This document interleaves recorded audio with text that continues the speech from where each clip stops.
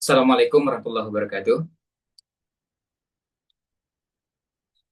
Alhamdulillahilladzi hadana Islam wa ikhtarana khairul anam Muhammadin alaihi salatu wassalam amma ba'd. Alhamdulillah pada kesempatan malam ini kembali kita bisa hadir di ruang virtual dalam kelas bedah buku keluarga. Pada kesempatan kali ini insya Allah kita akan sama-sama belajar buku kedua dari 4 buku yang temanya tentang pendidikan dan keluarga.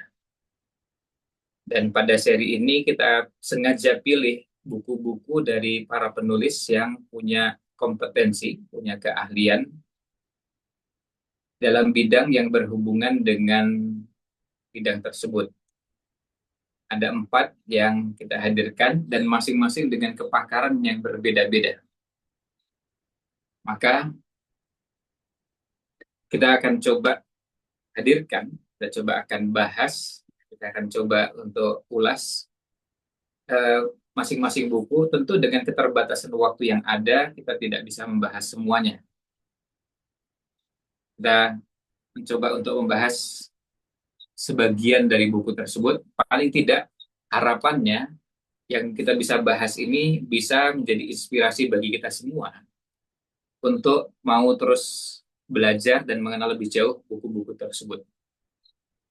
Nah, ini akan kita coba kaji bersama, yang pada kesempatan kali ini kita akan masuk pada bahasan yang berkaitan dengan buku kedua, yaitu buku dengan judul aslinya At-Tarbiyatul Jaddah Darurah. At-Tarbiyatul Jaddah Darurah. Nah, ini yang akan kita bahas bersama, dan bahasan dari buku ini kita akan coba untuk ulas. Kita akan coba lihat sama-sama. Mari kita lihat di slide yang ada. Tujuannya untuk nanti kita bisa sama-sama belajar, sama-sama melihat ulasan yang ada.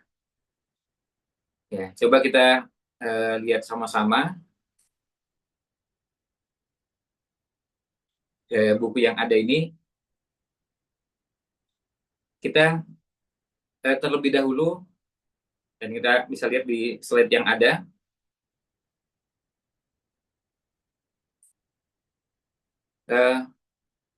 buku ini kalau dilihat dari buku aslinya, judulnya At-Tarbiyatul Jaddah Darurah, tapi beberapa tahun sebelum ada buku ini, kita dapati ada ceramah dari penulis yang sama, ada yang dari penulis ini, yaitu Syekh Muhammad bin Abdullah bin Ibrahim Ad-Duwaish,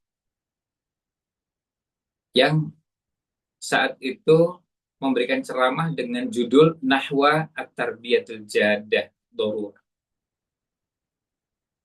Nahwa Tarbiyatul Jaddah. Jadi temanya sama, dan jadi di awal ulasan yang ada itu adalah rintisan buku. Rintisan buku tersebut yang di kemudian hari lalu kita kenal dengan bahasan tersebut. Nah, sekarang kita akan coba uh, lihat sama-sama bukunya, dan kita akan coba ulas beberapa bagian dari buku ini. Kita akan coba lihat di halaman bagian depan.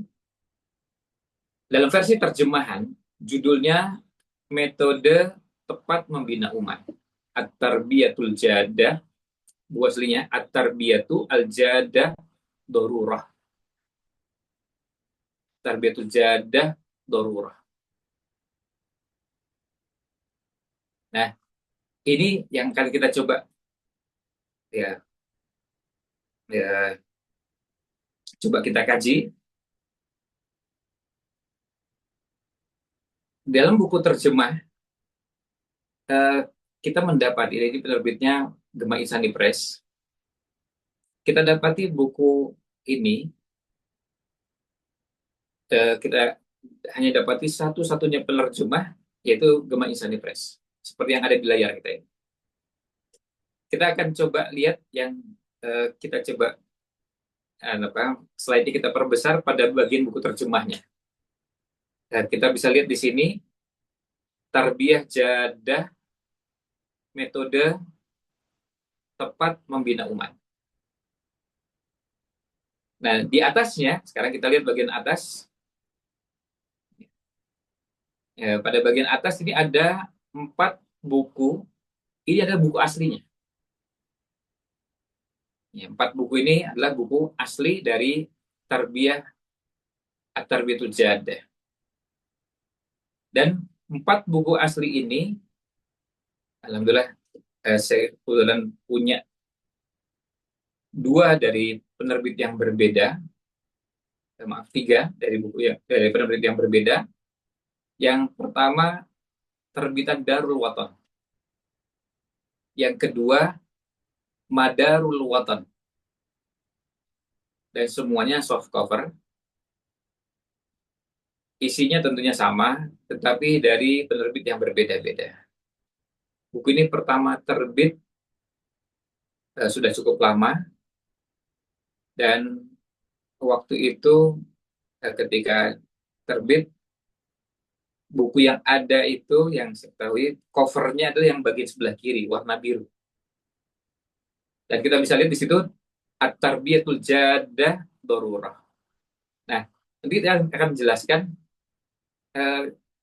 pilihan terjemahan yang kira-kira pas apa untuk terjemahan At-Tarbiyatul Jadah Darurah.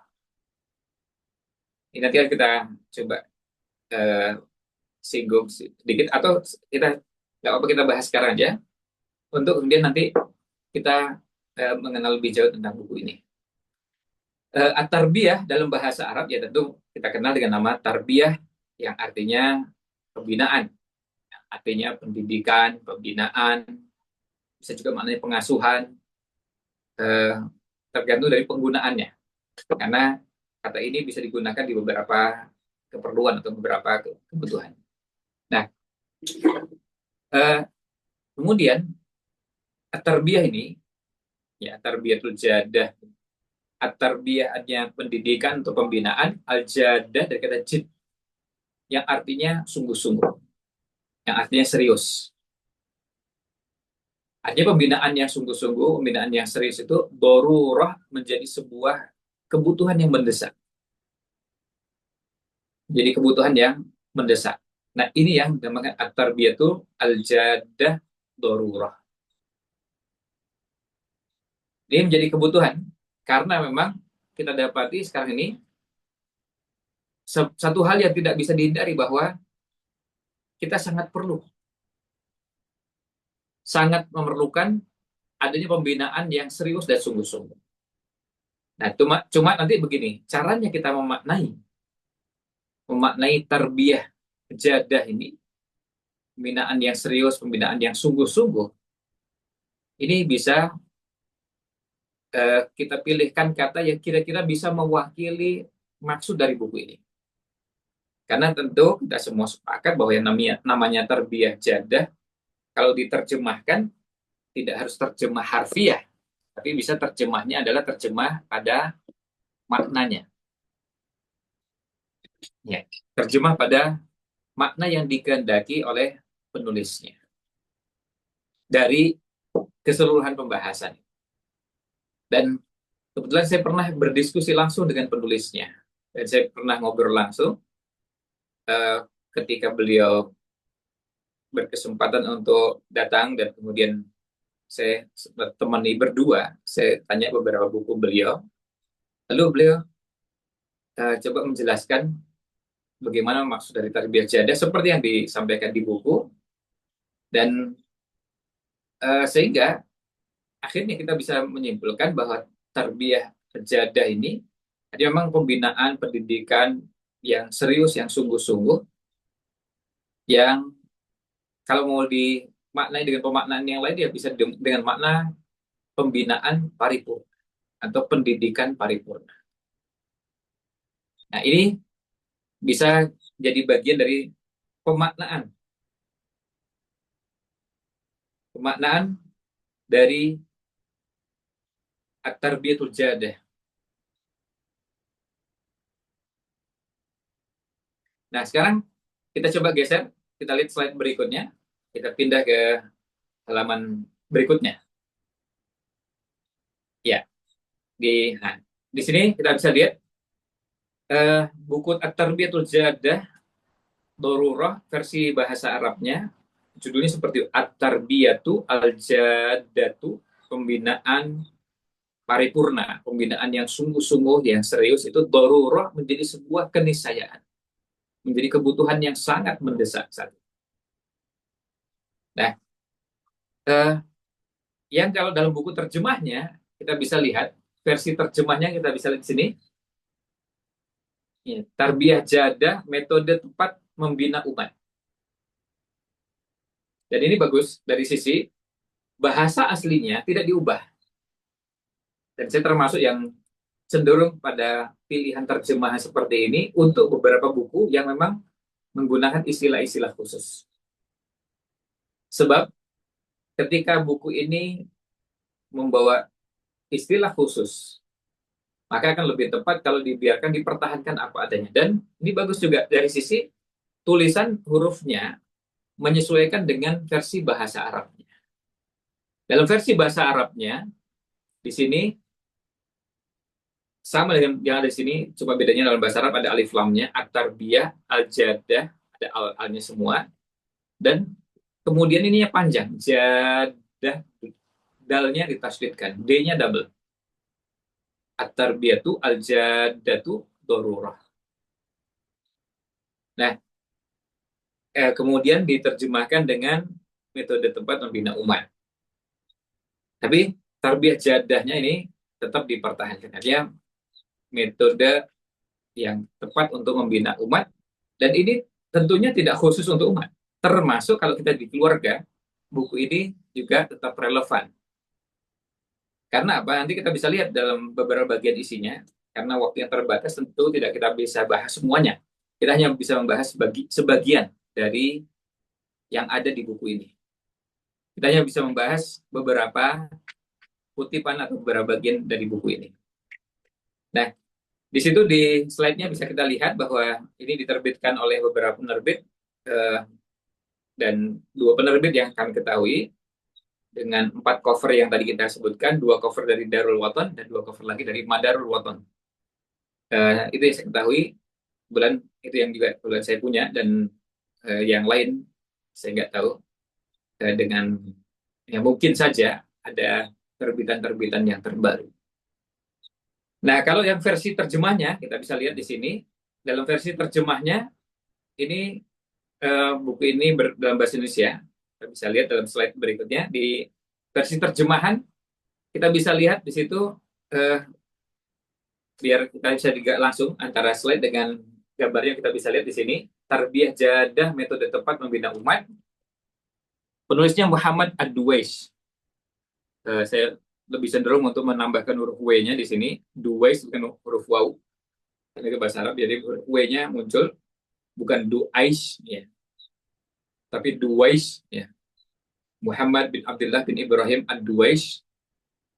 Ini salah seorang pakar yang nanti kita akan kenalkan profil singkat beliau pada bagian berikutnya. Nah, ini buku ini terbitnya bulan Dzulhijjah tahun 1418, bulan April tahun 1998 Masehi. Jadi kita bisa lihat beberapa tahun silam, dan versi bahasa Arabnya itu tahun 1415. Jadi saya kenal buku ini juga sudah cukup lama, ya hampir 30 tahun yang lalu, ketika berada di Universitas Islam Madinah. Saya termasuk yang menikmati dan senang dengan buku tersebut. Nah, itu yang terkait dengan tarbiyah jadah. Nah, kemudian kita lihat pada slide berikutnya.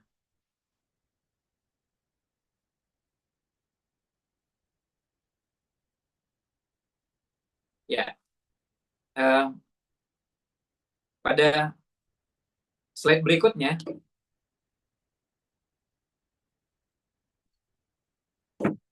nah, kita coba lihat di sini.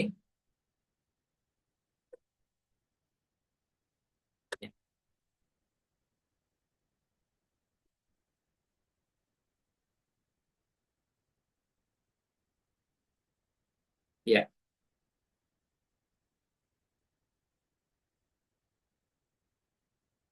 di buku ini kita bisa lihat, kita kenalkan dulu di slide yang ada.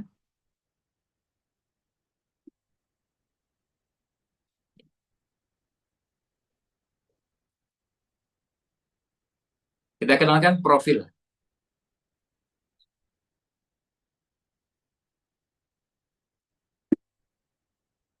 Ya. Eh, kita kenalkan profil yang ada di buku ini. Ada penulisnya.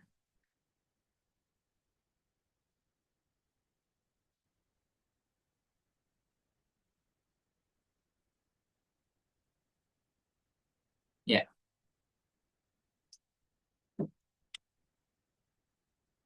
Nah, di sini kita bisa lihat ada penulisnya,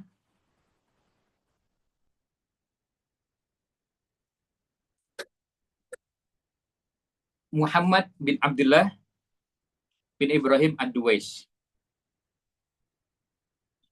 Ini penulis yang lahir di kota Zulfi, Saudi Arabia pada 24 bulan 6 tahun 1383 Hijriah. Nah, latar belakang pendidikannya nanti bisa dilihat dari SMP, dari SMA, kemudian S1, S2, S3, bidangnya adalah pendidikan. Nah, kemudian pekerjaannya dosen di Ma'had Ilmi, kemudian juga asisten dosen, lalu peneliti, dan bidang yang beliau geluti fokusnya adalah yang berhubungan dengan pendidikan, termasuk juga bidang yang berhubungan dengan kurikulum. Ini yang berhubungan dengan kurikulum yang memang konsentrasi dan keahliannya. Kemudian kita bisa lihat pada slide berikutnya, di di halaman berikutnya, beliau juga konsultan pada bidang yang berhubungan dengan pendidikan, kemudian tim penyusun kurikulum, tim evaluasi, kemudian anggota komite pendidikan. Ya, tema-temanya berhubungan dengan pendidikan, kemudian berhubungan dengan tarbiyah. Dan di Saudi itu ada dua kementerian, ada Wizaratul Ma'arif dan ada Wizarat Tarbiyah wa Ta'lim. Yang kementerian ini di antara konsentrasinya adalah yang berhubungan dengan pendidikan. Jadi bicara tentang pendidikan, tentang kurikulum, tentang uh, tentang evaluasi kurikulum, ini konsentrasi yang beliau geluti. Nah, sekarang kita bisa lihat karya tulis dan publikasi yang beliau miliki. Jadi beliau punya banyak buku, dan beberapa buku yang akan kita coba tampilkan ini, buku-bukunya ada. Bahkan sekarang ini sebagian buku tersebut ada versi PDF-nya. Jadi kalau teman-teman ada yang mencari versi PDF-nya, insya Allah tidak terlalu sulit untuk mendapatkan versi PDF dari buku-buku tersebut. Saya hadirkan di sini ada beberapa bukunya. Kita lihat dulu sini, ada Asyru Sanawatin Mu'allimah. Jadi ini pengalaman 10 tahun sebagai mu'allim, sebagai guru. Kemudian Hifdzul Quran, yang di sini artinya Hifdzul Quran, berarti memang beliau juga punya buku tentang bagaimana menghafal Al-Quran yang mulia, Al-Quran Karim. Kemudian ada Tatwir Ta'lim, Tatwir At-Ta'lim Asy-Syar'i. Tatwir Ta'lim Syar'i ini berhubungan dengan ya pengembangan pendidikan syariah, hajah am darurah, kebutuhan atau keharusan yang sangat mendesak. Kemudian Syababus Sahabah, ini saya coba tampilkan, ini versi yang saya punya. Ada beberapa versi yang saya lihat di versi aslinya. Ini ada buku Syabab As-Sahabah. Mohon maaf, saya tidak bisa menghadirkan semua buku-bukunya, tapi paling tidak ini ada beberapa yang kebetulan sebagian buku ini saya terima langsung dari penulisnya. Jadi saya mendapatkan hadiah Dia akan ada juga buku-buku yang terbaru juga yang beliau berikan di 5 tahun terakhir ini pada saat berkunjung ke Indonesia. Nah ini ada yang namanya Syabus Sahabah. Kemudian pasangan dari buku ini ada yang namanya Fatayat As-Sahabah. Kalau Syabab itu laki-laki, pemuda, kalau Fatayat pemudi atau untuk perempuan. Kemudian Al-Mudarris wa Maharatut Taujih. Nah, bukunya ini Al-Mudarris wa Maharatut Taujih. Jadi guru dan keterampilan memberikan taujih, memberikan arahan. Karena satu fungsi guru selain mengajar adalah memberikan motivasi, memberikan arahan, memberikan semangat pada siswa-siswa yang dididik. Ya, kemudian berikutnya di bawahnya ada Akhisyab Kaifatuwa Jihus Syahwah. Di beberapa versi tulisannya Akhisyabnya nggak muncul, hanya cuma Kaifatuwa Jihu Syahwah. Bagaimana engkau menghadapi atau Anda menghadapi gejolak syahwat, gejolak nafsu. Kemudian yang ke-8 ada At-Tarbiyah An-Nabawiyah, pendidikan ala Nabi SAW. Yang saya punya versi yang berwarna kuning. Yang saya lihat ada versi PDF-nya juga persis menggunakan cetakan yang sama. Kemudian Ta'ammulat fil Amalil Islami, itu kalau dilihat Ta'ammulat fil Amalil Islami itu semacam renungan inspirasi berbicara tentang gerakan Islam. Dan tulisan-tulisannya singkat-singkat. Ada yang cuma 2-3 halaman saja. Jadi tema-tema yang sedikit-sedikit tapi hasil renungan yang panjang dan saya lihat luar biasa mendalam. Ya, contohnya misalnya gini. Kalau kita bicara tentang gerakan Islam, ada gerakan Islam yang beliau memetakan, ada yang perlu juga mengevaluasi apa yang dilakukannya, jangan sampai terjebak pada sibuk dengan juz'iyat, lupa dengan kulliyat. Sibuk dengan hal-hal yang sifatnya parsial atau beberapa juz'iyah dalam syariat ini, tapi yang kulliyatnya malah justru lupa. Artinya, kadang-kadang sibuk membicarakan beberapa bahasan yang itu masuk dalam juz'iyat fikih, tapi lupa pada bagian-bagian yang merupakan pokok-pokok di akidah. Sehingga diajak ngobrol tentang tema-tema besar tentang Islam, tema-tema besar tentang ajaran ini, yang berhubungan dengan hal yang sifatnya prinsip atau diistilahkan yang lain dengan nama usul, itu tidak terlalu mendalam, tetapi pada bagian-bagian yang berhubungan fikih begitu mendalam. Nah, ini tentu perlu didudukkan secara proporsional. Nah, itu di antara tulisannya. Kemudian ada tulisan tentang linah tarim auqatil akhirin, bagaimana kita menghargai waktunya orang lain. Maka kita perlu disiplin, membiasakan untuk tepat waktu. Kalau terlambat, ya jangan terlalu terlambat jauh. Karena kita juga harus menghargai waktu orang lain. Sehingga termasuk juga kita belajar dari apa yang beliau sampaikan, ya Zoom kita ini kita usahakan dimulai tepat waktu. Kalaupun mundur karena misalnya tadi menunggu sebagian peserta yang hadir, nggak usah terlalu lama. Kita nunggu cukup 5 maksimal 10 menit sudah langsung mulai. Ya, berapapun yang hadir, kita mulai tanpa harus menunggu semuanya lengkap baru dimulai. Karena bisa jadi nanti akan tertunda sangat lama. Apalagi kesibukan yang sangat beragam. Nah, di situ kita menghargai orang yang sudah hadir awal.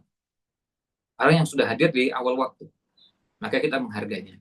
Tentu banyak lagi tulisan-tulisannya dan saya lihat tulisannya sangat bagus ketika kita jadikan bahan untuk pembinaan para misalnya guru, termasuk orang tua, para pendidik, itu sangat luar biasa. Jadi hanya dari pimpinan pesantren, pimpinan madrasah, yayasan, ustadz, dan apapun profesi. Nah, kemudian ada berikutnya as-sahwah wa tarbiyah al-mansudah.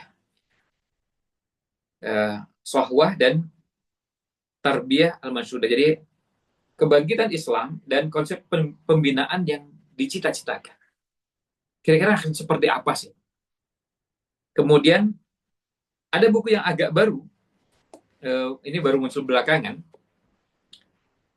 Judulnya di situ di nomor 11 Al-Lamatnil Akhta. Ya, ini bukunya.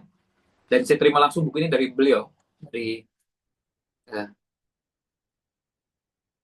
dari penulis.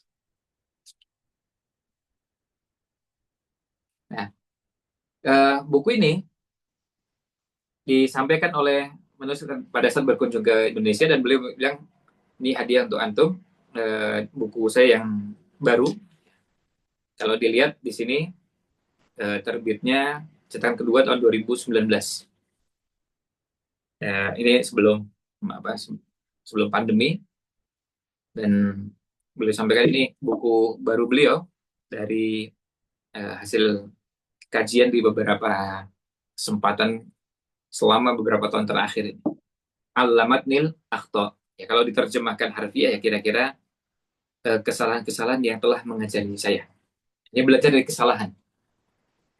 Ini buku Al-Lamatnil Akhto. Bukunya tebalnya 165 halaman. Ini buku karya Tuan Muhammad bin Abdullah Ad-Duwaish. Berikutnya ada Hakadha Kanat Hayati. Ini buku yang isinya semacam catatan, ya, memoir lah, catatan seorang gadis yang bagaimana menceritakan tentang perjalanan hidupnya. Terus kemudian yang berikutnya Tarbiyatus Syabab Al-Ahdaf wal Wasail. Pembinaan generasi muda, tujuan dan metode yang bisa dilakukan.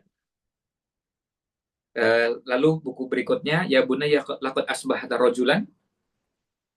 Wahai anakku, kau kini sekarang sudah menjadi lelaki sebenarnya, lelaki dewasa. Kemudian Basyair bin Nasril Islam. Dan ini sempat disampaikan juga dalam buku ini. Kalau Al-Basyair bin Nasrul Islam ini dulu, ya ini sebenarnya sudah lama sekali, di tahun 90-an akhir, itu harganya cuma 2 real.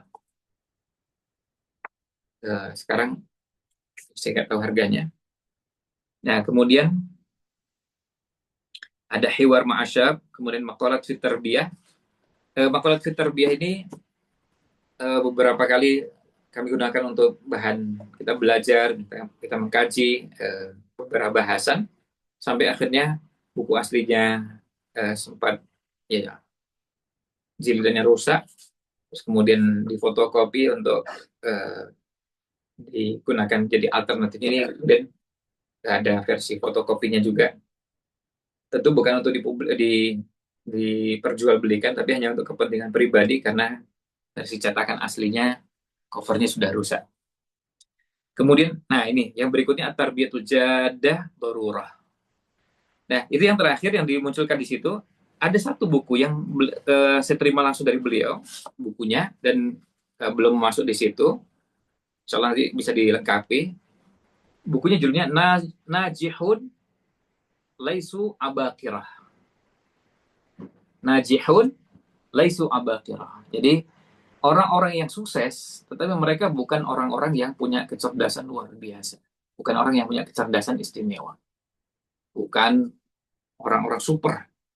Tapi mereka orang sukses.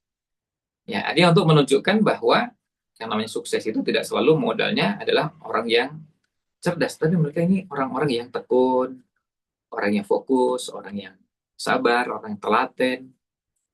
Buku-buku ini yang tadi kita sebutkan, sengaja saya sebutkan beberapa buku-buku tadi sebagai bahan yang bagi kita, kalau kita sebagai pendidik, termasuk juga kalau kita sebagai orang tua, wawasan dan pengetahuan itu penting. Karena kita sebagai orang tua kadang-kadang juga perlu melihat kalau mengukur anak-anak kita sukses dan tidak sukses itu bukan diukur dengan mengandalkan cuma satu bagian, yaitu namanya misalnya kecerdasan. Atau misalnya anaknya kreatif, bahwa kreatif itu menjadi kunci kesuksesan. Ya, itu menjadi satu bagian, tetapi itu bukan satu-satunya. Ada sekian banyak komponen yang begitu banyak. Termasuk nanti ada bahasan yang berhubungan dengan kemampuan berinteraksi dengan orang. Itu juga bagian. Kemampuan berkomunikasi. Dan masih banyak bagian-bagian yang lain. Nah, itu profil singkatnya. Sekarang kita coba masuk ke slide berikutnya di isi bukunya. Nah, tadi kita sampaikan bahwa buku ini, buku At-Tarbiyatul Jadah, nah sebelum kita masuk ke bukunya, tadi saya perlu sampaikan bahwa sampai saat ini buku versi terjemahnya yang ada cuma satu yang saya ketahui.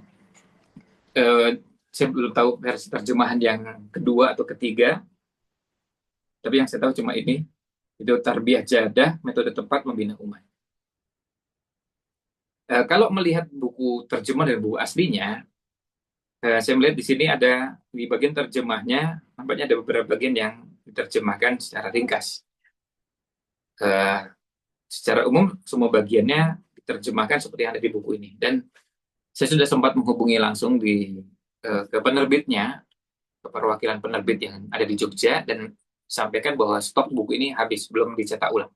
Jadi buku ini, kalau kita ke penerbitnya, memang tidak ada. Ya, sudah nggak ada. Artinya kalau kita mau cari buku ini berarti dengan sisa buku yang bertebaran atau berada di beberapa toko buku yang mungkin masih menjual. Tapi di penerbit resminya sudah habis stoknya. Dan di beberapa kesempatan saya sempat dapati ada termasuk peserta kelas bedah buku ini yang menyampaikan dapat di salah satu toko buku, dan itu harus hasil dari mengunjungi salah satu toko buku yang menjual buku-buku bekas, buku-buku bekas, buku-buku tua, dan alhamdulillah dapat. Harganya juga luar biasa murahnya, kalau tidak salah Rp10.000 gitu ya. Dan ya tentu itu kejadian langka ya, jadi nggak bisa dijadikan ukuran. Tapi saya melihat bahwa itu menunjukkan kepada kita, ini jadi pembelajaran dan ini pelajaran penting bagi kita, bahwa yang namanya sesuatu yang berharga itu kadang-kadang tidak diketahui oleh semua orang. Bayangkan, buku yang begitu bagus dan bernilai begini, kalau dijual 20.000 pun masih sangat layak. Tapi kalau dijual cuma 10.000, sementara kondisinya juga masih kondisi yang relatif baik, jadi akhirnya nggak sampai rusak, halamannya banyak yang sobek atau hilang. Cuma agak kotor sedikit lah, atau agak ada bagian-bagian yang bekas, misalnya bekas label harga itu ada bekas sobekannya, tetapi isinya nggak berubah. Maka ini juga sekaligus saran bagi semua peserta kelas bedah buku, kalau ada kesempatan untuk berkunjung ke toko buku, manfaatkan. Ini yang di Jogja sekarang ini ada dua kelas, dua tempat yang kebetulan ada pameran bukunya. Saya nggak tahu apakah selesai hari ini, yang di CEC, dan satu lagi yang di Pasar Literasi. Nah, bagi kita yang berinteraksi dengan pendidikan, dengan pembinaan, buku menjadi sebuah keniscayaan. Sangat kita perlukan. Dan inilah pentingnya forum seperti ini supaya kita bisa belajar kira-kira apa saja yang perlu kita ketahui, apa yang perlu kita pelajari dari buku-buku, dan kadang-kadang kita perlu belajarnya hanya cuma belajar beberapa bagian atau beberapa hal dari beberapa buku, dan tidak perlu semua buku. Karena terus terang kalau kita membeli semua buku, nggak mungkin. Baik, nggak mungkin biayanya, kita punya keterbatasan dana, dan yang kedua nggak mungkin juga dari sisi waktu. Kita nggak mungkin membaca semua buku. Maka kita memilih. Itu sebabnya forum seperti ini salah satu bagian pentingnya adalah kita akhirnya ditunjukkan, oh ini buku ini bagus, perlu dibaca, perlu dipelajari. Nah itu bagian yang berhubungan dengan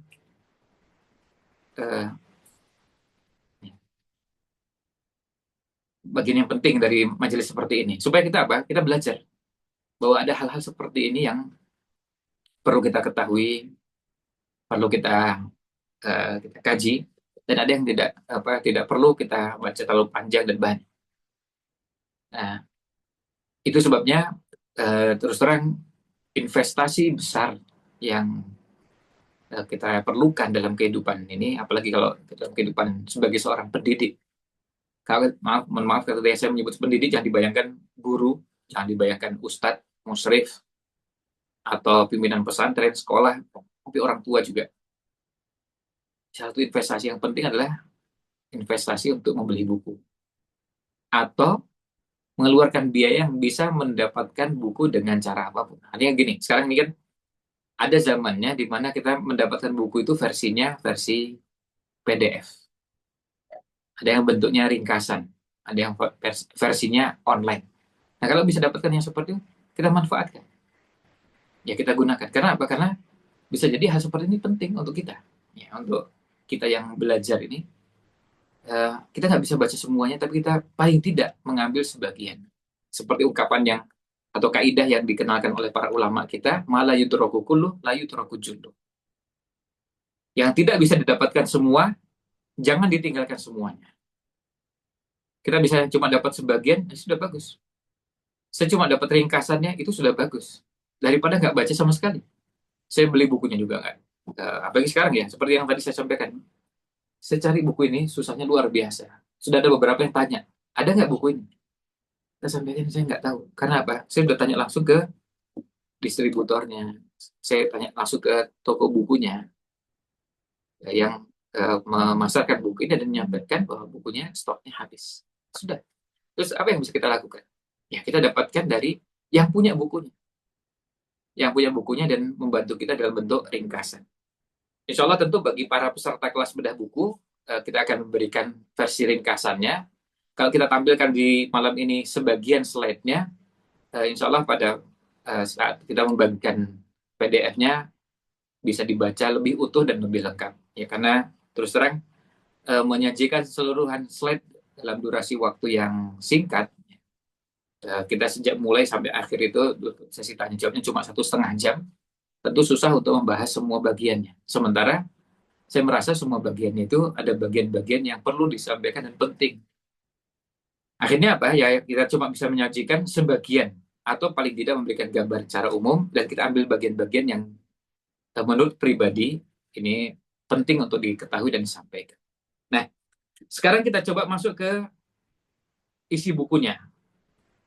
Nah, eh, saya perlu sampaikan di sini, ketika disebutkan di sini dengan pendidikan, ya, saya menggunakan terjemahan pendidikan paripurna sebagai terjemahan dari tarbiyah jadah. Nanti kita akan jelaskan alasannya.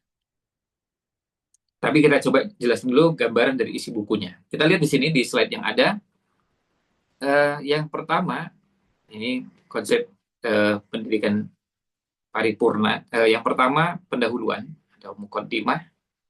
Yang kedua ada konsep pendidikan paripurna. Jadi mengenalkan sebenarnya apa sih yang namanya pendidikan paripurna itu, atau pendidikan yang tadi sungguh-sungguh, pendidikan yang serius. Tarbiyah jadah itu apa?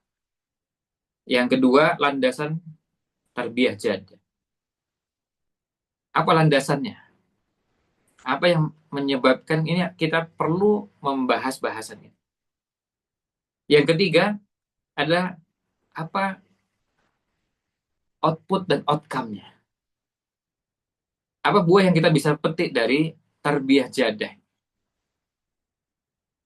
Kemudian yang kelima, contoh nyata hasil pendidikan paripurna. Artinya ketika kita bicara tentang tarbiyah jadah, kemudian kita merasa bahwa ini penting dan perlu diwujudkan, lalu orang bertanya, setelah bicara tentang ini buahnya, lalu contohnya mana? Contoh yang bisa kita lihat. Nah, kemudian yang keenam, ketika dampak pendidikan tarbiyah jadah tidak tercapai. Artinya ketika hasil yang ingin diwujudkan tidak tercapai. Karena apa? Karena ini juga bagian dari yang perlu kita pahami pada saat kita belajar yang namanya tarbiyah. Dalam yang namanya tarbiyah, ketika kita melakukan proses tarbiyah, belum tentu hasilnya seperti yang kita harapkan. Belum tentu hasilnya seperti yang kita harapkan. Karena apa? Karena bisa jadi ada faktor-faktor yang membuat hasilnya tidak optimal. Faktor itu bisa dari internal maupun eksternal, kalau itu dari sisi internal eksternalnya, atau bisa juga dari faktor-faktor yang lain. Kemudian ada hambatan, dan hambatan itu ada hambatan yang memang dibuat-buat, ada hambatan yang memang betul-betul terjadi, dan itu tidak bisa dihindari. Kira-kira begini, kan ada orang tuh kalau misalnya paling gampang ya, kalau kita mengikuti sebuah kegiatan. Ada yang kadang-kadang ketika diajak menghadiri sebuah kegiatan, terus kemudian nyampaikan, aduh mohon maaf nih saya nggak bisa karena ada kegiatannya bersamaan. Dan sudah ada jadwal lain. Dan itu memang betul-betul ada. Nggak dibuat-buat, memang sudah terjadwal. Dan sudah teragendakan, kemudian ada acara di tempat lain yang bersamaan. Sehingga sulit dihindari. Nggak bisa nggak bisa mengikuti kegiatan tersebut karena sudah ada agenda di tempat yang sudah duluan janji, sudah mengiyakan dan seterusnya. Itu kita sangat maklum. Tetapi ada yang dibuat-buat. Ya, ada yang dibuat-buat dan kita bisa melihat bahwa itu alasannya alasan yang tidak jujur. Nah, kalau ini eh, penghalang-penghalang seperti ini harus diselesaikan pada inti masalahnya, bukan pada yang disampaikan. Dan tentu kalau contoh yang model bisa bermacam-macam. Kemudian yang kesembilan, metode yang direkomendasikan untuk tarbiyah jadah. Itu seperti apa? Kemudian ada tingkatan-tingkatan tarbiyah jadah. Baru ditutup dengan bagian penutup. Nah, sekarang coba kita lihat di bawahnya ada keterangan singkat yang saya coba untuk hadirkan atau tampilkan. Di keterangan di slide di bagian bawahnya, ini kita bisa lihat bahwa bisa digeser slide-nya. Tarbiyah jadah ini ya, maaf ini slide-nya bisa digeser. Ya, ya. Nah ini, jadi pilihan terjemahan pendidikan paripurna sebagai pengganti dari terjemah jadah itu karena mempertimbangkan bahwa ada unsur yang berhubungan dengan aspek spiritualnya, intelektualnya, ada berhubungan karakter, yang akhirnya kita mencoba untuk melihat isi dari bahasan tersebut, hanya kita memilih untuk menggunakan terjemahnya pendidikan paripurna. Kalau terjemah harfiahnya, tentu tarbiyah jadah bisa dimaknai pendidikan yang serius atau pendidikan yang sungguh-sungguh. Nah, pendidikan yang serius atau pendidikan yang sungguh-sungguh. Nah, itu terjemah harfiahnya. Supaya nanti kita bisa melihat bahwa pada saat kita melihat bahasan di awal, memang beliau menyinggung bahasan tersebut. Meskipun nanti kalau kita bahas ke tengah dan ke belakang, kita akan lihat ada ulasan yang menunjukkan ada bagian yang berbeda. Ya, sekarang kita lihat pada slide berikutnya. Sambil diperbesar di slide-nya, di pendahuluan, ya bisa dimaksimalkan halamannya. Ya, di sini ukurannya biar lebih besar.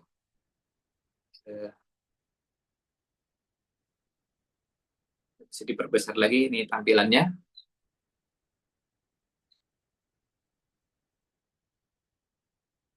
Ya, diperbesar. Nah, sampai full halamannya biar bisa kesini.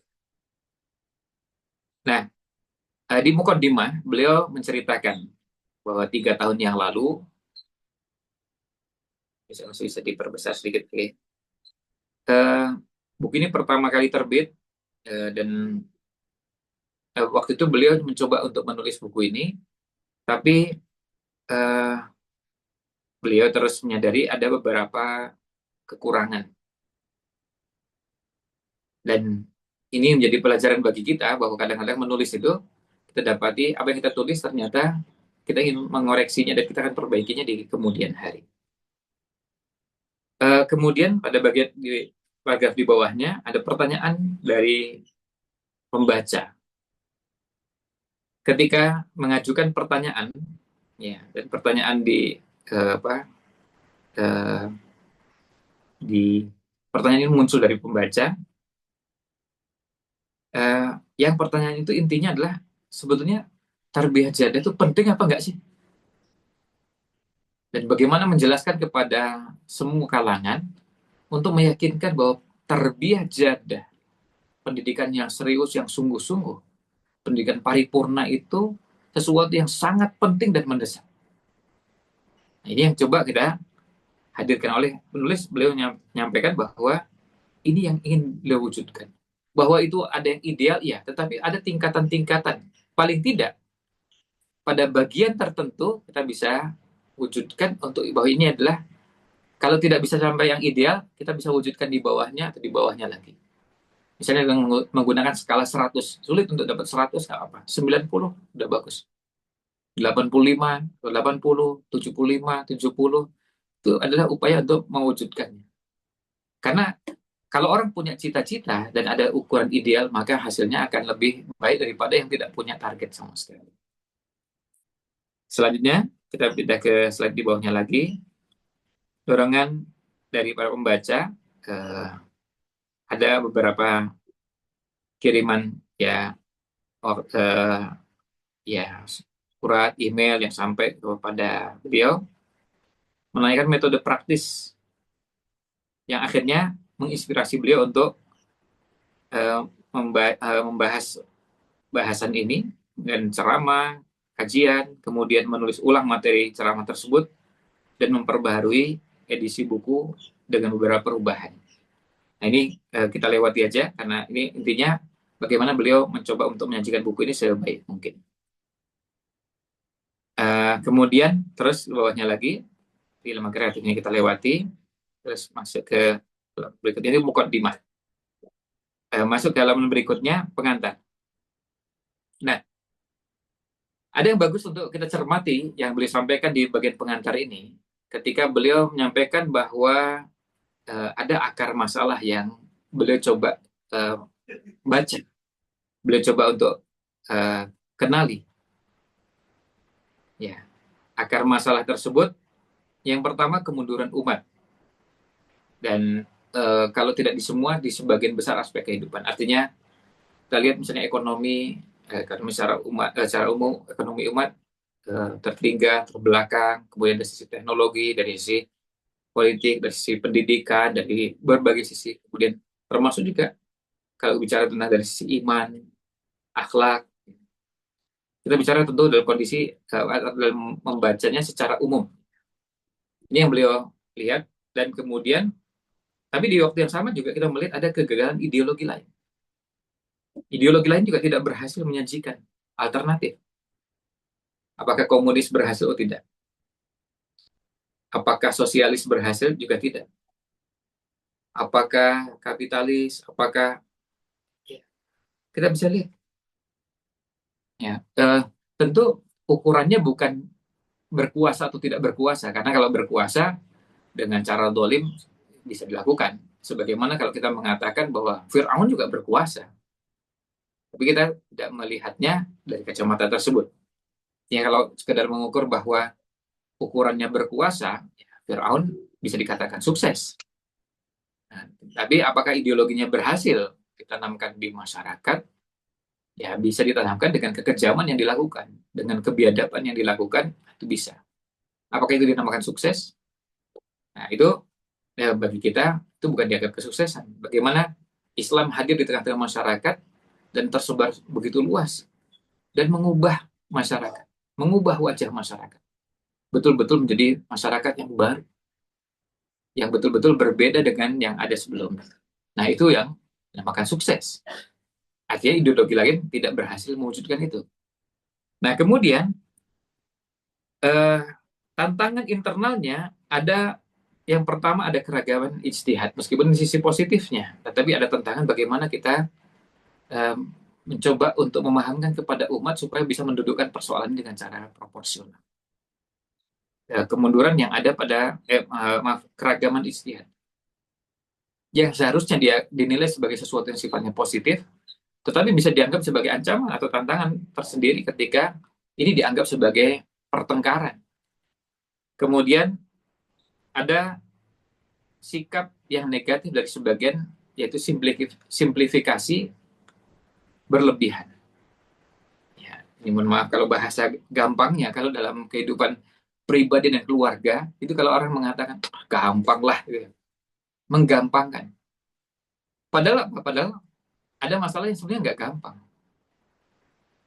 Dia mengatakan gampang, tapi sebenarnya ini menunjukkan pahaman atau tidak mendalam memahami persoalan. Meskipun kita sepakat pada beberapa bagian memang gampang, tapi ada bagian-bagian yang lain yang dianggap gampang sebenarnya tidak gampang. Akhirnya jadi bumerang. Akhirnya jadi masalah di kemudian hari karena apa? Tidak memperhitungkan berbagai resiko yang bisa muncul dari gampangnya tadi. Ya kita mengatakan, oh gampang lah. Ya, betul gampang. Tapi gampang seperti apa? Nah, kemudian solusi yang bisa dihadirkan, kita menyatakan bahwa hanya proyek Islam yang bisa memberikan solusi. Hanya masyru' Islami. Jadi artinya hanya Islam dengan semua amal, semua karya, semua kerjanya, semua proyeknya yang bisa menyelesaikan. Ini yang bisa menyelesaikan yang cuma Islam. Nah, ini solusinya. Karena apa? Karena yang lain sudah terbukti gagal. Komunis berhasil nggak? Ternyata runtuh. Jadi kan nggak berhasil. Orang mengatakan bahwa sempat berhasil terus gagal. Itu sempat berhasil pada bagian tertentu, ternyata muncul masalah-masalah di kemudian hari, namanya nggak berhasil. Hanya muncul masalah-masalah di kemudian hari dan gagal. Bahkan di negeri asalnya sendiri, kalau sampai mengalami keruntuhan, ada perlawanan yang luar biasa dari masyarakatnya. Dan sekali lagi ini tidak berhubungan dengan Islam. Artinya yang berhadapan antara mereka sendiri. Itu menunjukkan bahwa ini konsep yang tidak berhasil. Belum lagi kalau disodorkan pertanyaan seperti yang ada dalam Islam. Islam itu punya konsep dan punya model. Tetapi pada agama lain ada nggak? Pada Islam lain ada nggak? Adakah ajaran komunis juga sekaligus ada contoh model tokoh komunis yang menggambarkan ajaran tersebut dan mempraktekkan?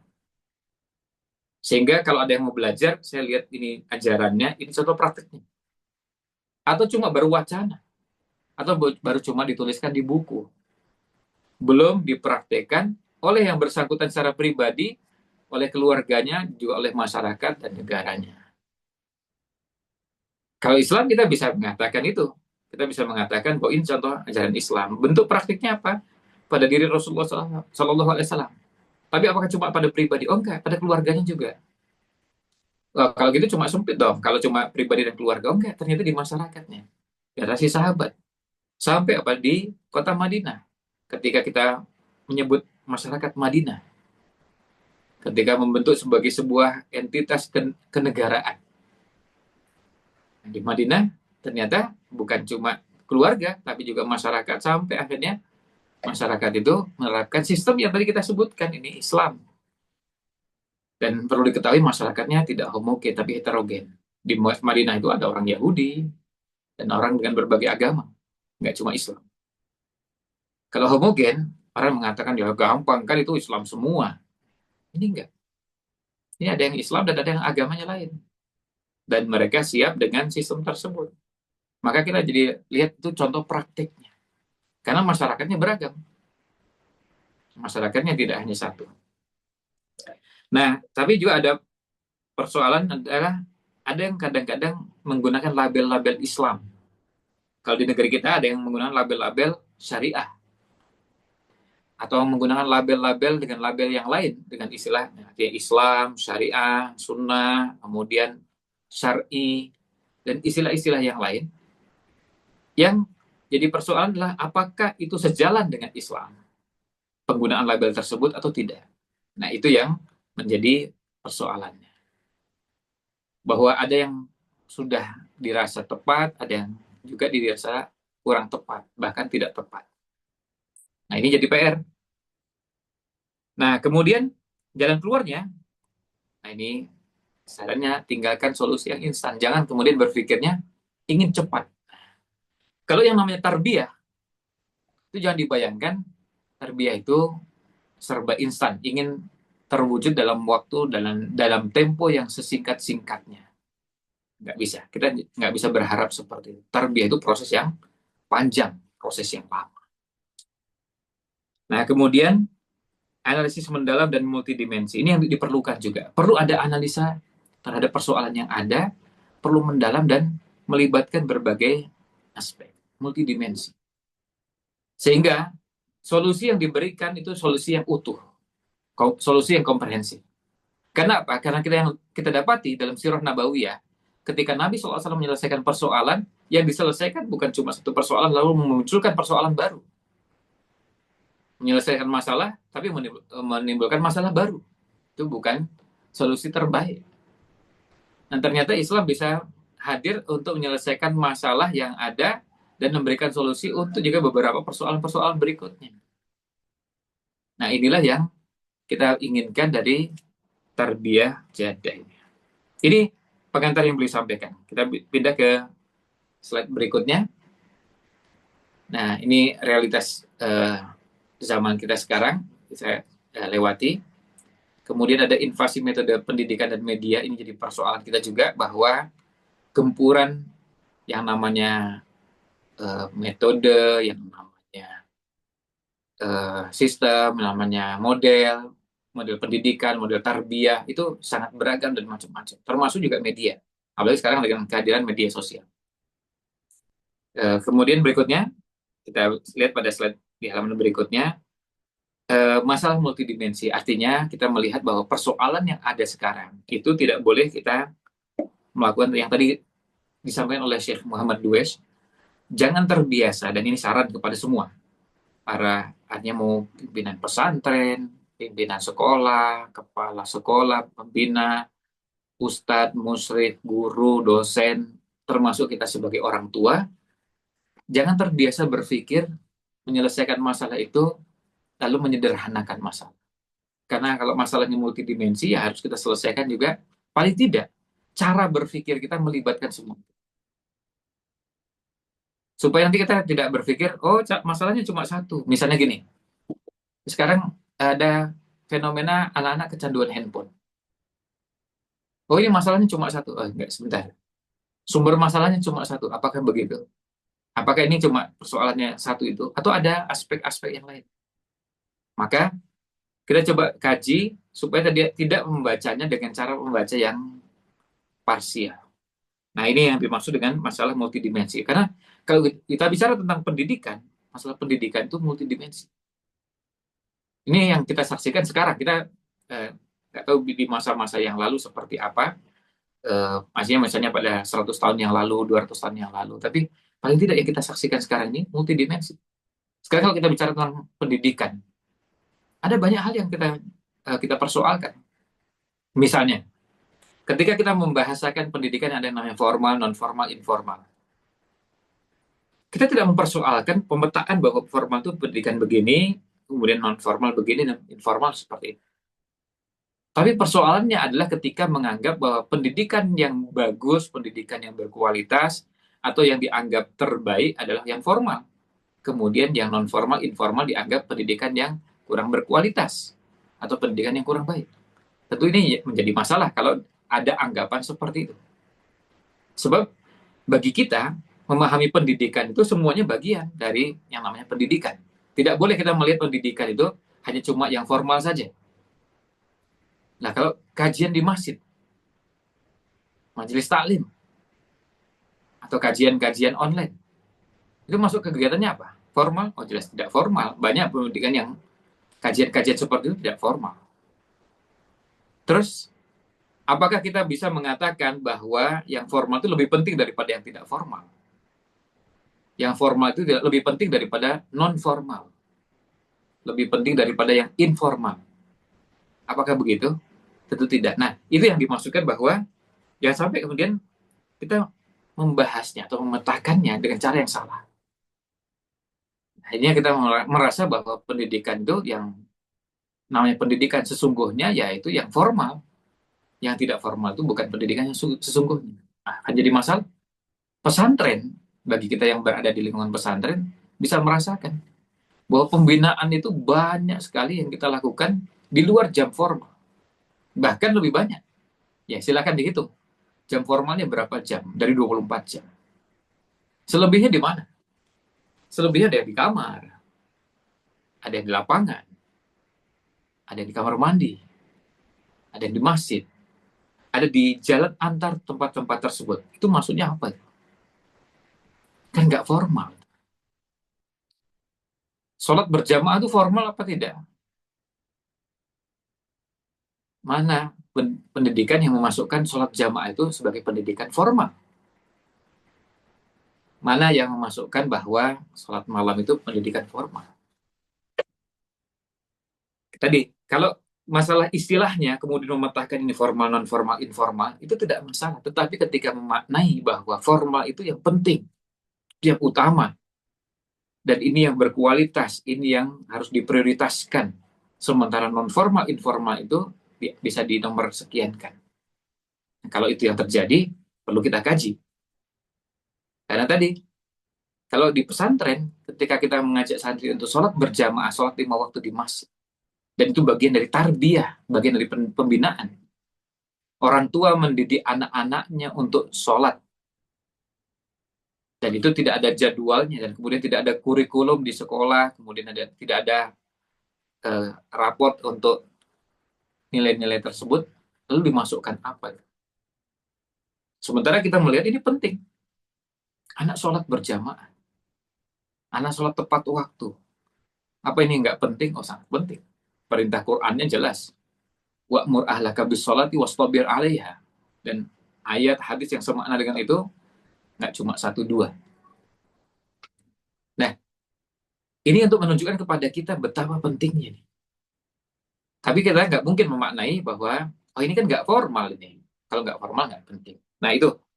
Jadi maka kemudian di situ di bawahnya ada revolusi total atau kalah total. Ini mohon maaf judulnya agak bombastis, tapi intinya adalah bagaimana mengubah eh, kalau kita ingin melakukan yang namanya mengubah cara berpikir, maka perlu ada rekonstruksi menyeluruh.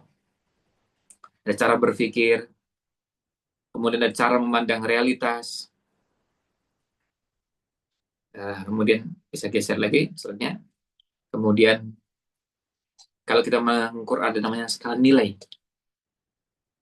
Kemudian tolak ukur kebenaran. Ini hal-hal yang pada level tadi, level pribadi, level keluarga, level masyarakat, sampai level yang lebih besar lagi negara misalnya. Ini perlu dilakukan rekonstruksi. Perlu diubah, ditata ulang. Agar jangan sampai kita melihat bahwa ada yang salah dalam tadi, kalau skala nilai, ini menilai. Anak sholat di masjid itu gimana? Kalau anak laki-laki berjamaah di masjid, itu nggak formal itu. Iya, di pesantren juga kita lihat ada kegiatan anak dibangunkan di penghujung malam. Ada kegiatan qiyamul lail. Tapi itu kegiatannya bukan kegiatan formal. Iya, cuma penting nggak ya? Nilainya gimana ya?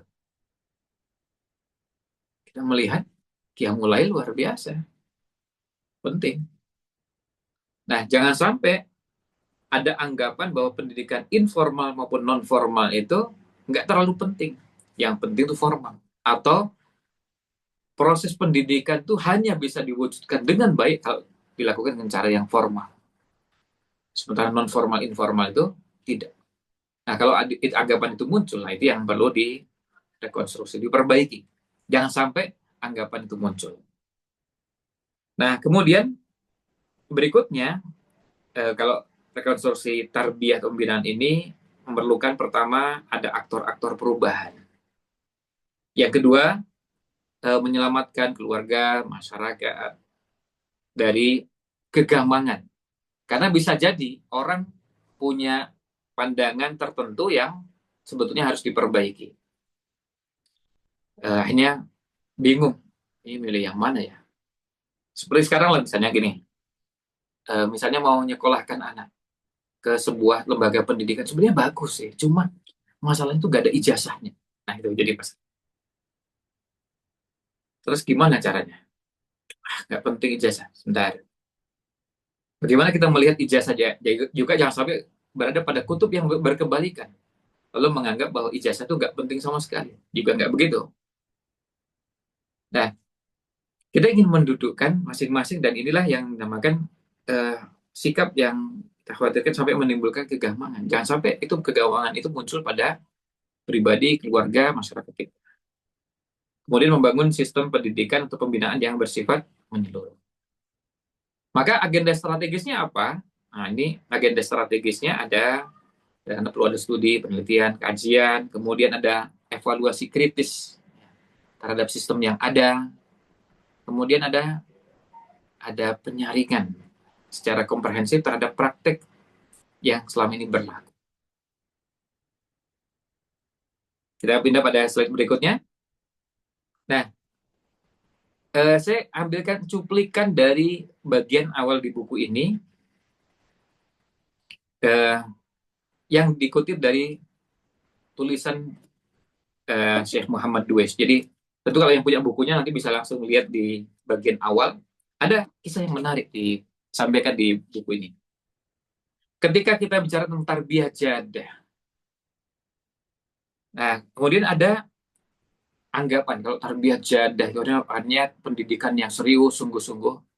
Kemudian lalu dipahami, oh berarti pendidikan yang serius dan sungguh-sungguh itu banyak diam, nggak banyak bicara, nggak banyak ketawa, nggak banyak senyum. Apa itu yang dimaksud? Nah ini yang menarik yang disampaikan oleh penulis. Kita lihat di bagian bawah slide yang ada ini. Nah, atau ada yang merasa bersikap masa bodoh terhadap masyarakatnya. Yang penting pokoknya saya fokus pada diri saya sendiri. Sampai nggak peduli terhadap lingkungan sekitarnya, lalu bersikap asosial. Ini tentu harus kita waspadai dan kita hati-hati dengan sikap seperti itu.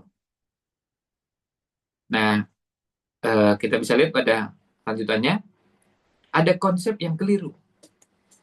Ada anggapan yang keliru ketika memahami tarbiyah jadah.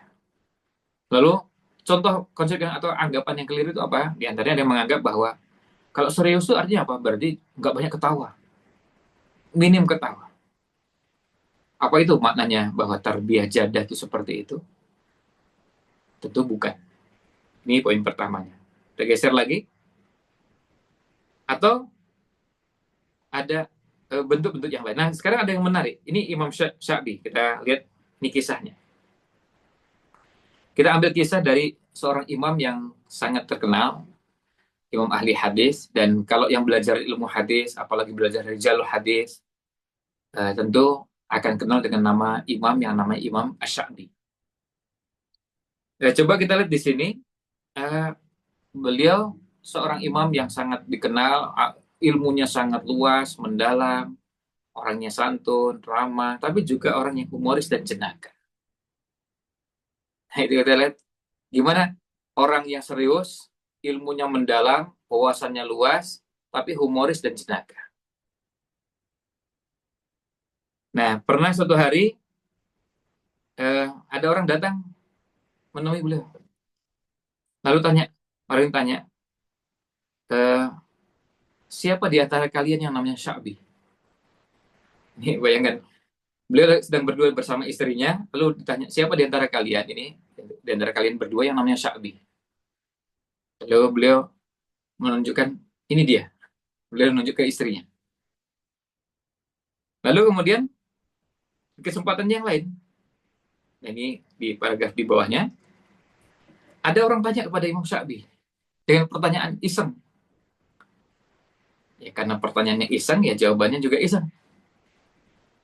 Orang ini bertanya begini, siapa nama istrinya Iblis? Biasanya kalau perempuan dalam bahasa Arab pakai tak marbutoh, gitu ya. Misalnya Muslim, Muslimah, Mukmin, Mukminah. Kemudian kalau ada pas lawannya kafir, kafiroh, musyrik, musyrikah, dan seterusnya. Kalau iblis, istrinya siapa? Nah, kemudian kan bisa ditambahi huruf tak marbut, iblisah gitu. Apa begitu? Beliau jawab dengan jawaban jenaka. Beliau ketika ditanya seperti itu, beliau jawabnya adalah ka'ursun lam nashhadhu. Oh, itu waktu walimahannya, walimatul ursnya, kami nggak hadir. Kami nggak hadir di resepsi pernikahannya. Maksudnya resepsi pernikahannya iblis. Jadi kami nggak tahu nama istrinya siapa. Nah, ini Contoh dari jawaban jenaka, jawaban humoris yang muncul dari Imam Asy-Sya'bi. Ini nanti bisa dilihat di buku Tarbiyah Jadah Dorurah. Nah, ini untuk meluruskan anggapan, meluruskan pemahaman bahwa tidak benar kalau kita melakukan tarbiyah yang sungguh-sungguh, berarti kita jadi nggak pernah senyum, nggak pernah ketawa, nggak pernah humor, tidak bersikap jenaka. Oh enggak. Bahwa humor itu sesekali dilakukan betul. Artinya jangan sampai kemudian selalu apa, humor terus di setiap keadaan, tentu tidak. Jadi nggak normal. Bahkan itu jauh dari sifat sebagai seorang yang sungguh-sungguh, apalagi sifat sebagai seorang thalibul ilm, seorang alim. Tapi tidak berarti nggak pernah ketawa sama sekali.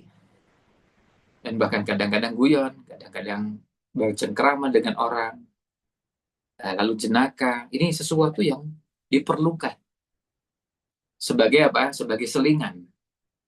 Karena kalau semuanya serius, sampai nggak pernah ketawa sama sekali, hidup ini terasa berat. Terapannya dalam kehidupan rumah tangga, ya kita terapkan juga sebagaimana kita berinteraksi.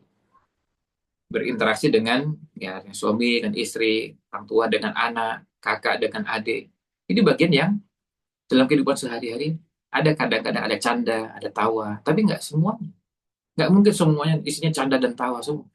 Kesempatan yang lain ada yang serius. Kalau kita sudah mau persiapan sholat, ya ini bukan waktunya ketawa-ketawa.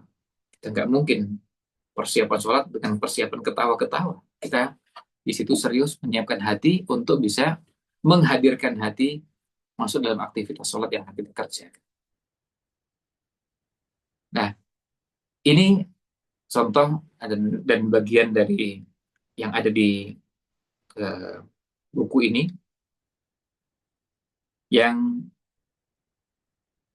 coba kita lihat di bagian bawahnya. Imam Syafi'i mengatakan tidak ada seorang pun dari kerabatku yang meninggal dalam keadaan memiliki utang kecuali aku melunasi. Coba lihat, kerabatnya yang punya hutang beliau melunasi.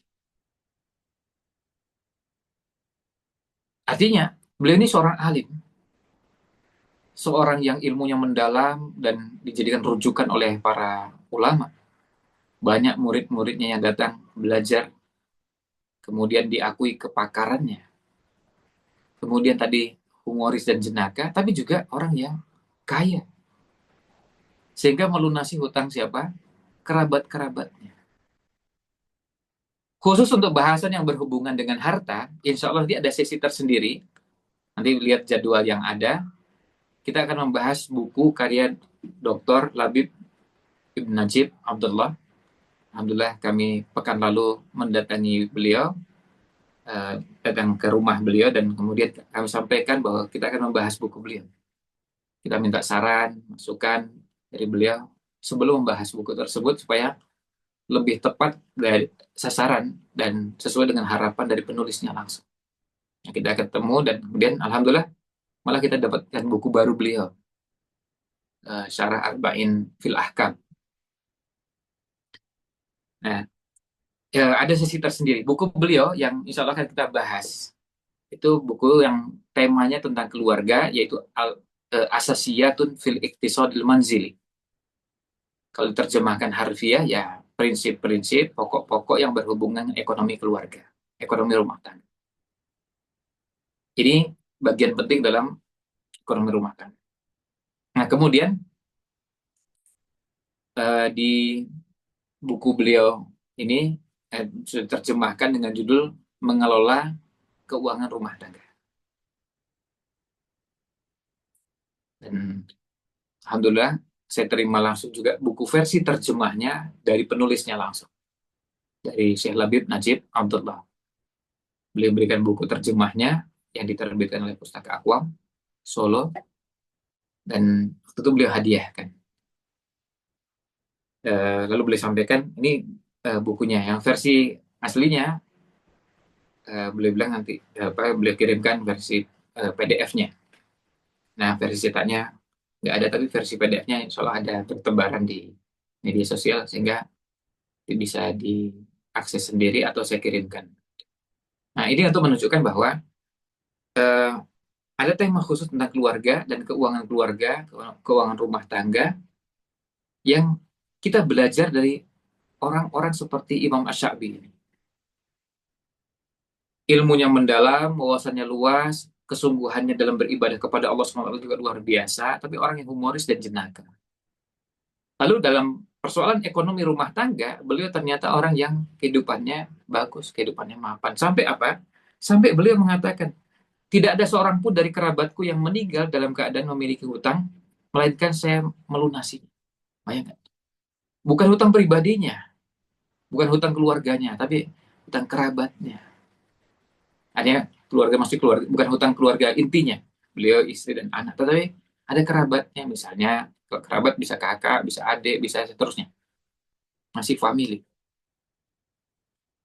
Nah, itu untuk menunjukkan bagaimana beliau menerapkan yang kalau kita membahasakan dengan menggunakan istilah yang disebutkan oleh Syekh Muhammad Duwais yang dinamakan dengan At-Tarbiyah Al-Jaddah. Ini pendidikan yang serius, pendidikan yang sungguh-sungguh. Inilah pendidikan paripurna yang kita dapatkan. Kita ingin belajar orang-orang dari orang-orang seperti ini.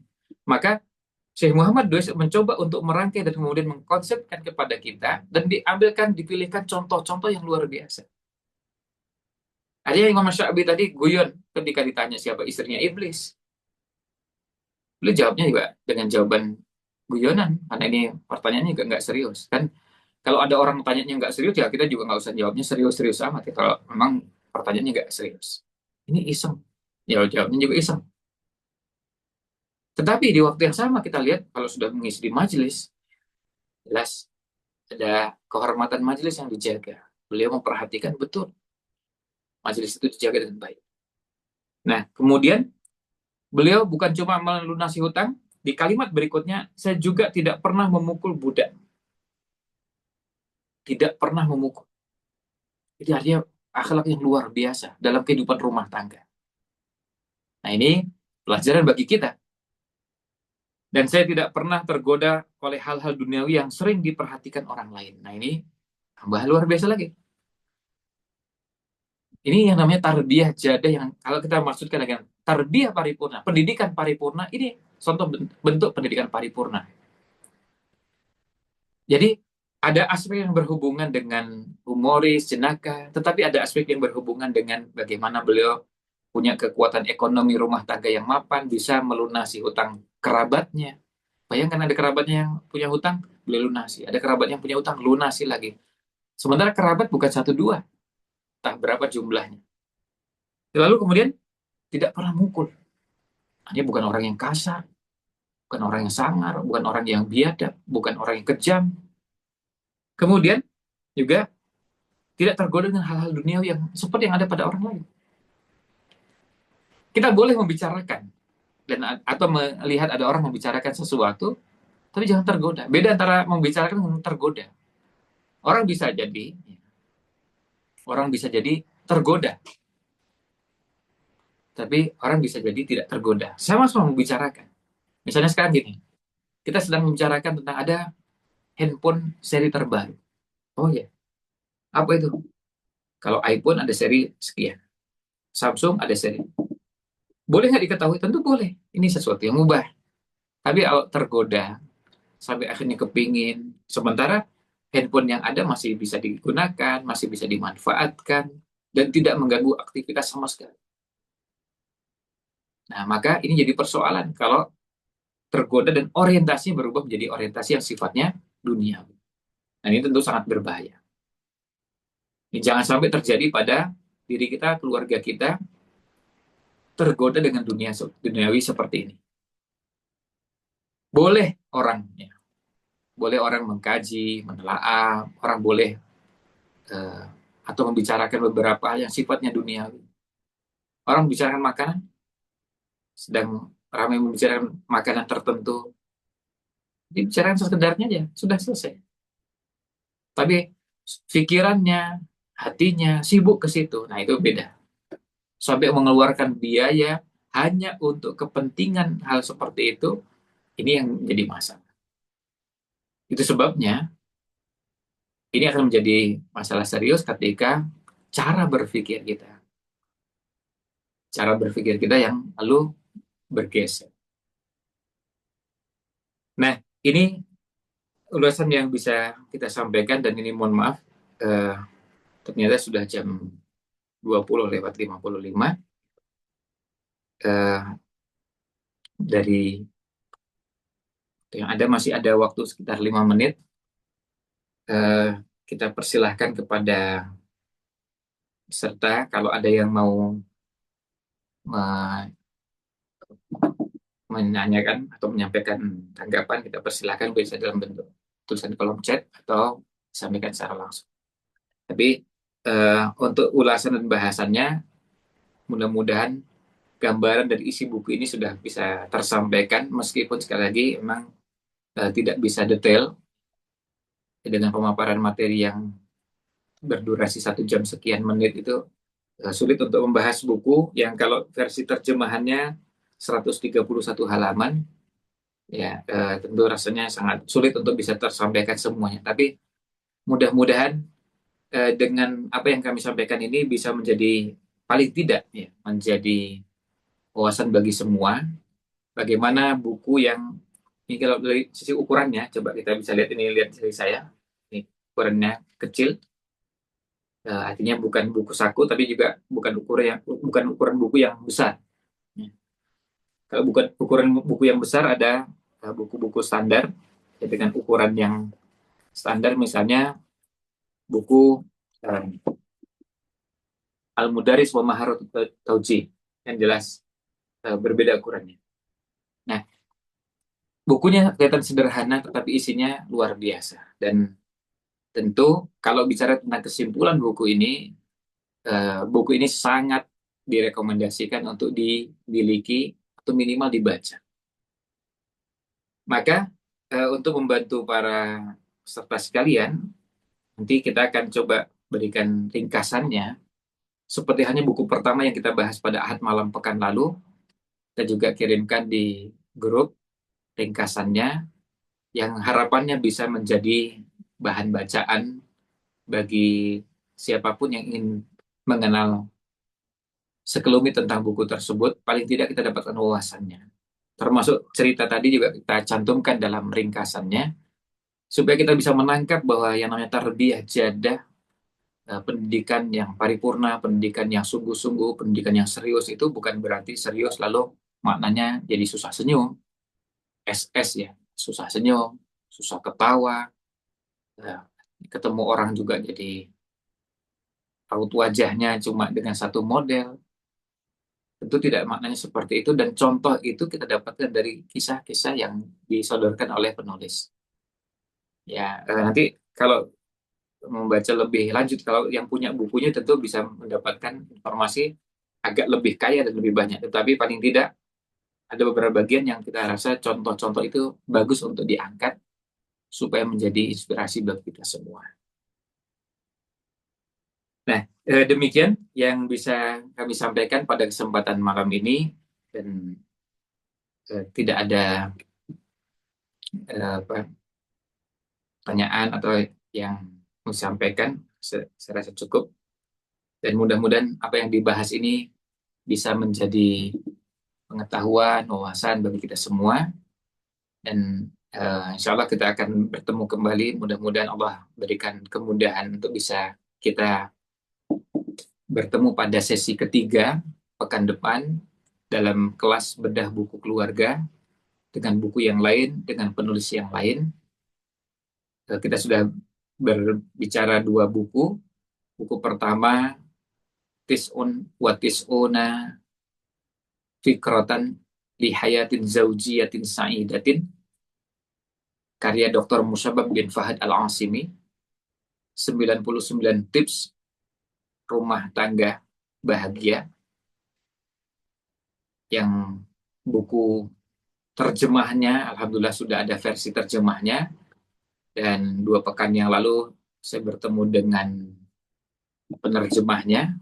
Sekaligus juga ini jadi informasi bahwa kita berencana untuk mengadakan kegiatan dengan Syekh Musabab dalam waktu dekat. Kalau tidak ada halangan, mohon doanya, mudah-mudahan bisa diselenggarakan di 3 tempat, di Sulawesi, lalu di 2 tempat di Jawa. Nah, tentu ini masih sedang dibicarakan dengan beliau, dan ini nanti insya Allah informasinya akan kita informasikan kita sampaikan di grup bagi yang berminat untuk mengikuti. Tentu versinya offline ya, biar kita bisa ketemu langsung dan belajar langsung. Sebab tentu berbeda kalau kita cuma lihat dengan versi Zoom seperti ini atau lewat YouTube, ada banyak keterbatasan.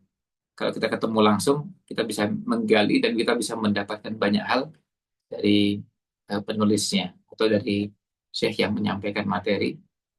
Karena kadang-kadang ada yang terlihat di ruangan yang dibicarakan, tapi itu betul-betul berbeda dengan kalau yang kita rasakan. Oh ya, eh oh ya, boleh boleh, silakan. Ini ada satu penanya yang menyampaikan. Eh, Silakan, bisa mau disampaikan secara tertulis atau lisan,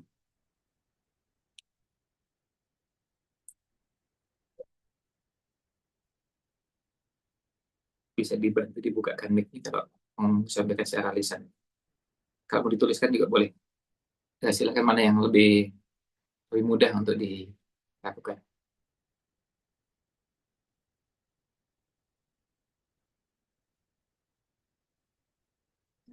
Silakan.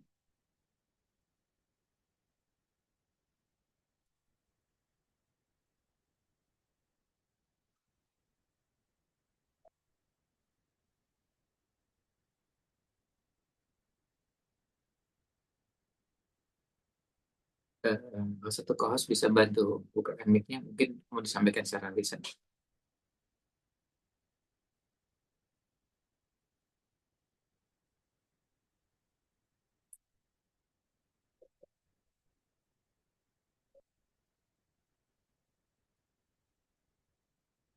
Silakan. Ada di chat Ustaz. Oh ya, oh maaf. Oh baik baik. Terima kasih. Mohon maaf, saya baru lihat ya. Ya, ingin dapat informasi saja dari buku ini. Apakah di dalam buku Tarbiyah Jadah juga membahas dan menjelaskan hal-hal mendasar yang perlu dibangun sejak dini tentang pengelolaan pengendalian diri berkaitan dengan kecerdasan rasa? Ya, terima kasih. Kalau terkait dengan tema tersebut, ada tapi tidak secara khusus. Ya. Karena begini, buku ini asalnya adalah buku yang membicarakan tentang pembinaan, tarbiyah, pendidikan, tetapi sifatnya umum dan tidak spesifik, baik spesifik untuk pribadi atau spesifik untuk keluarga. Jadi temanya membahas secara umum. Tetapi beberapa bahasan itu sebetulnya akan menghantarkan kita masuk ke bahasan tersebut. Sebagai contoh misalnya, di bahasan yang ada di buku ini, kalau di Mukaddimah tadi sudah dikenalkan bagaimana kita punya punya kesadaran bahwa yang namanya tarbiyah jadah, ya, pembinaan pendidikan yang sungguh-sungguh, yang serius, yang paripurna tidak boleh dimaknai dengan pemaknaan yang sempit. Jadi misalnya maknanya jadi jarang senyum atau ketemu orang dengan bahasa yang sangat serius, tapi juga eh, juga nanti ada hal yang berhubungan dengan mengasah kepekaan berinteraksi dengan orang di sekeliling kita. Nah, di nanti ada di bahasan yang berhubungan dengan misalnya di bab keempat ada bahasan tentang contoh-contoh tarbiyah jadah. Eh, ada bahasan yang berhubungan dengan bagaimana menjaga, ya, lalu siaga. Kemudian ada bahasan yang berhubungan dengan beberapa peristiwa dari Sirah Nabawiyah yang di situ kemudian orang akan disadarkan bahwa ada kepekaan rasa yang perlu dimunculkan, termasuk juga kepedulian terhadap apa yang ada di sekelilingnya. Ketika Rasul SAW peka melihat sahabat yang mengalami peristiwa tertentu, lalu kemudian diulas oleh beliau, ini juga bagian dari yang perlu ditumbuhkan. Termasuk ketika bicara tentang tadi, yang namanya bercanda. Orang humor, jenaka, itu kan bagian yang juga berhubungan dengan rasa, tetapi beliau ingin memberikan porsi bahwa yang namanya hal seperti itu juga diperlukan, cuma jangan berlebih-lebihan. Mengungkapkan perasaan, kalau kita bicara dari sisi tarbiyah, itu bisa juga ya dilakukan di beberapa momentum, termasuk ketika kita berada di lapangan. Ketika kita berada di lapangan, misalnya kalau yang laki-laki di lapangan sepak bola, lapangan futsal, mini soccer dan semacamnya, ketika merasakan sesuatu, itu bagian dari tarbiyah kalau itu betul-betul dibina. Dan saya terus terang terinspirasi dari yang beliau sampaikan ketika kami dulu, ya saya lupa, 10-15 tahun yang lalu kira-kira, eh, dengan beberapa kawan-kawan mahasiswa di Jogja, waktu itu kita main futsal. Kemudian kita lihat ada satu di antara yang main ini, kalau disenggol sedikit, marah. Ngamuk, dan ngamuknya itu, emosinya itu diluapkan dengan cara nendang kaki yang nyenggol. Saya ingatkan, kita ini main main futsal, mini soccer, atau sepak bola. Apalagi yang main cuma kita-kita aja. Ya main aja, cuma olahraga gitu aja. Ya kita mainnya dengan hati yang riang, dan kemudian pada saat kita main juga kita jadikan ini sebagai satu bagian dari tarbiyah. Selain tarbiyah jasadiah, tetapi tarbiyah yang lain adalah tarbiyah yang berhubungan dengan perasaan. Karena saya dapat dari yang beliau sampaikan itu, eh, pada saat kita berada di lapangan seperti itu, kan bisa orang terpancing. Misalnya disenggol sedikit, yang namanya sepak bola kan sangat mungkin senggol-senggolan, tersenggol, disenggol, nyenggol, dan seterusnya. Itu satu hal yang sangat lumrah dan biasa. Artinya sulit kita temukan sepak bola gak senggolan sama sekali, gak bersentuhan sama sekali. Itu rasanya ya susah ditemukan. Dan kalau kita main antara kita kan dia biasa kadang-kadang senggol dan kemudian ketawa. Terus kemudian ditegur gitu ya, jangan diulang lagi, masa dorong begini. Ya sudah gitu aja. Artinya biasa aja. Nah, yang bersangkutan begitu kita ingatkan, marah itu. Dan akhirnya kemudian nggak mau lagi ngaji di pengajian. Nggak apa-apa. Ya, kita ingatkan bahwa justru di lapangan itu bagian dari salah satu, ya, salah satu bagian yang mengajarkan kita untuk mengasah perasaan kita. Termasuk ketika kita mencetak gol. Pada saat kita mencetak gol, apa yang kita lakukan? Apakah ketika kita mencetak gol itu lalu kemudian melakukan selebrasi selebrasi dengan cara lompat-lompat, guling-guling, buka baju, atau dengan gerakan tertentu, ada yang joget dan seterusnya? Sebagai seorang Muslim, kita seperti apa itu? Nah, di situ tarbiyah kita. Tarbiyah jadah di situ, mainnya kita dengan riang gembira, tetapi ada adab-adab yang juga dijaga. Nah, pengendalian itulah yang kemudian membuat buku itu menjadi istimewa. Dan saya terinspirasi sekali ketika itu, akhirnya mengajak teman-teman. Dan bahkan ada yang cerita bahwa beliau ini dulu, dan sampai sekarang hanya aktif ikut ngaji dengan kita karena eh, hasil ngobrol-ngobrol di lapangan futsal. Ya kita main, kemudian kita ya dari pemanasan, main, kemudian setelah itu yang namanya habis main kan nggak langsung pulang gitu. Kadang-kadang yang namanya ngelepas sepatu, kemudian ada yang mandi lah, kemudian ada yang macam-macam gitu. Nah, tapi kan nggak mungkin diem-diem semua ya, di situ ngobrol-ngobrol. Nah, ternyata ada yang, dari obrolan itu juga ternyata ada yang kemudian membuat dia merasa betah untuk bersama dengan kita. Karena apa? Karena dia merasa bahwa ini yang saya harapkan.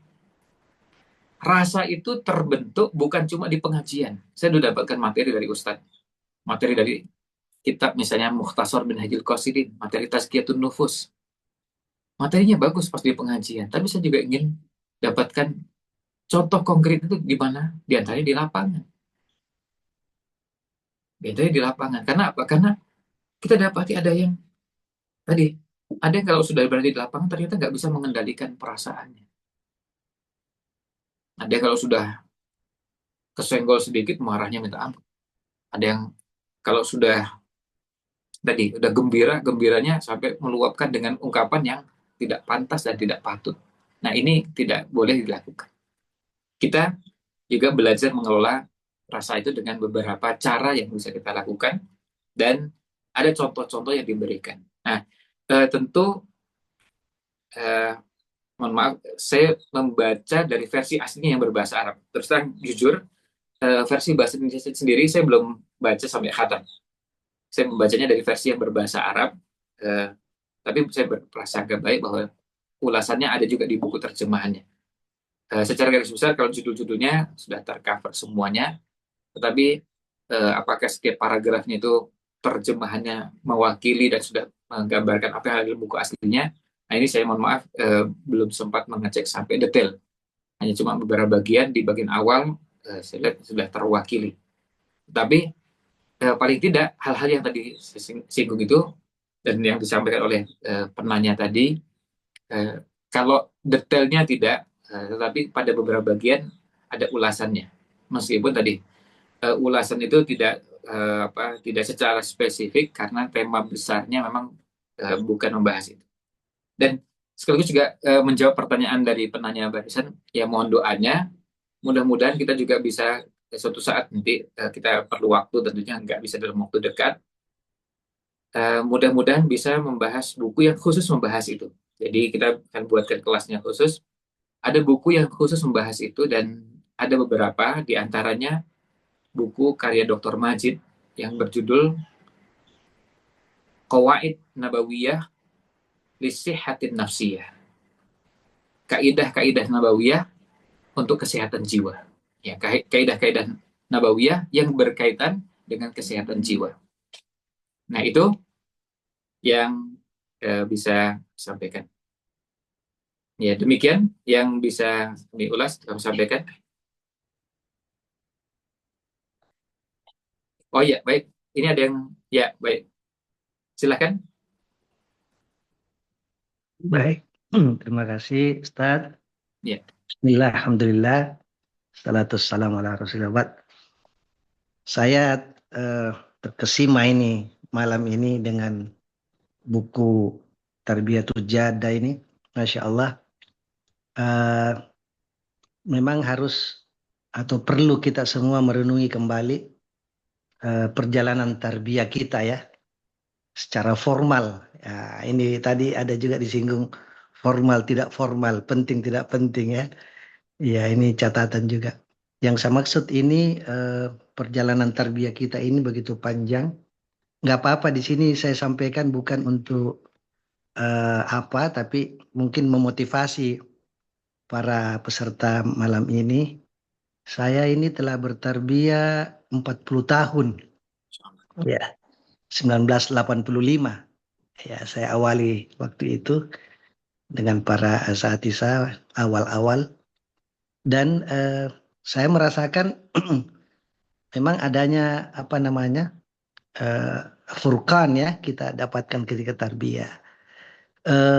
Memang kelihatannya kalau tarbiyah itu apalagi dengan silabi yang ada, kita itu kayak serius banget gitu ya.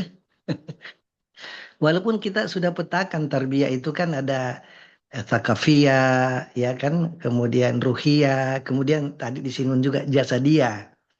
Ya, jasadiyah ini kan biasanya rihla, ya, ya kita gembira, lepas, tapi tetap terkontrol. Saya kira ini memang perlu ya masukkan. Bahkan saya barangkali bisa mengatakan kalau bisa Ustadz Ridwan Hamidi dibuat buku lah ya yang terkait dengan tarbiyah jada ini, maksudnya yang versi lain lah ya. Iya. Ya ini ada hal yang saya biasa renungkan itu terkait dengan candaan-candaan yang perlu itu perlu juga memang, walaupun jangan semua keadaan dilaksanakan ya. Ada buku dulu kitab kecil saya baca sudah lama itu, Senyum-senyum Rasulullah. Iya, itu mungkin nggak tahu bahasa Arabnya apa itu ya. Itu menarik sekali itu ya. Jadi bahkan ada satu kisah seorang yang makan ya, lupa baca basmalah, kemudian makan tangan kiri, itu jinnya makan juga di situ ya. Ya, kemudian setelah itu dia lupa atau dia ingat maksud saya. Kemudian dia mengatakan wal awwalu wal akhiru bismillah. Kemudian jinnya itu muntah-muntah dan itu Rasulullah melihatnya gitu ya. Ya Rasul kan tentu kasat ya bisa melihat hal-hal yang kita tidak lihat. Di situ Rasulullah tersenyum dan itu banyak keadaan-keadaan lain-lain lagi ya. Ada seorang nenek yang dikatakan bahwa ini tidak akan masuk surga ini yang begini nih ya. Maka dia menangis nenek itu. Tapi kemudian disuruh kepada sahabat untuk mengingatkan kalau dia beriman kepada Allah dan Rasulnya, maka dia akan masuk surga, tapi tidak dalam postur nenek, tapi dengan muda begitu ya, dengan ya ahli surga. Jadi itu Ustaz. Jadi Ya, ya apa saya melihat memang format tarbiyah ini perlu ya. Jadi saya lihat itu kalau maaf saya amati sepintas kalau tarbiyah-tarbiyah di akhwat itu, wah itu sedikit strength itu ya. Iya ini perlu ini mungkin kalau ada akhwat sini ya, ya, itu pasti. ya jadi lengkap seperti formal benar, maksudnya kayak kuliah gitu ya. Eh, jadi itu mungkin suasana tarbiyah itulah yang kemudian menyebabkan banyak yang futur gitu ya, tidak senang akhirnya eh, keluar ya. Ya, termasuk mungkin para murabbi kita ini yang perlu muhasabah bahwa eh, kadang-kadang kita di tarbiyah saja kita yang apa namanya ketika waktu tarbiyah saya tapi masalah-masalah pribadi di luar itu kan mestinya murabbi ikut ikut terlibat begitu ya mengetahui memberikan solusi ya. Ini belum pada tingkat itu saya kira. Ya, Ya, jadi kesimpulan yang saya bisa ambil dalam pertemuan ini sangat menarik bahwa memang perlu variasi ya bahwa hidup kita. Bahkan kemarin saya ingat itu ada apa? Ada semacam potongan YouTube dari Ustadz Adi Hidayat ketika beliau umroh ya diceritakan. Terus ada seorang jamaahnya bertanya, Ustadz ini di Medina ya, kok banyak burung gereja di sini? Ya kan gitu. Maka Ustadz Hidayat menjawab dengan seloroh juga, tidak serius. Oh itu mualaf semua itu. Jadi ya saya kira perlu ya. Jadi pendekatan-pendekatan juga ada ya. catatan dakwah fardiyah ini perlu ya. Ya. Misalnya seperti saya ini di kampus ya banyak yang belum tersentuh dengan tarbiyah ya. Karena mereka mungkin melihat, aduh ini susah ini ya. Ya kita disuruh mengaji, disuruh tilawah, disuruh menghafal, semua disuruh. Sementara orang-orang ini sudah banyak beban gitu ya. Jadi mungkin ada format ya. Iya, kalau kita kan sudah buat itu takrifiyah ya. Apa sampai apa tanfiziyah ya, takwiniyah. Ya, saya kira itu sudah bagus dan memang perlu pendekatan lebih jauh. Saya kira saya Ya, apresiasi malam ini dengan buku ini menarik sekali. Mudah-mudahan ada PDF-nya Ustaz. ya, Kalau insya ada Allah nanti kita, bisa kita kirimkan. di-share. Ya, saya akan Baik, lahir tuh. keren. Ya, terima kasih atas tanggapannya dan ya tadi ada beberapa yang beliau sampaikan betul bahwa tarbiyah ini memang perlu proses yang panjang dan Ya. bahkan luar biasa ini panjang dalam waktu durasi yang luar biasa lama ya. Nah, kemudian yang kedua tadi sudah sempat tidak disampaikan juga bahwa eh, ada sisi-sisi yang memang eh, perlu eh, ada apa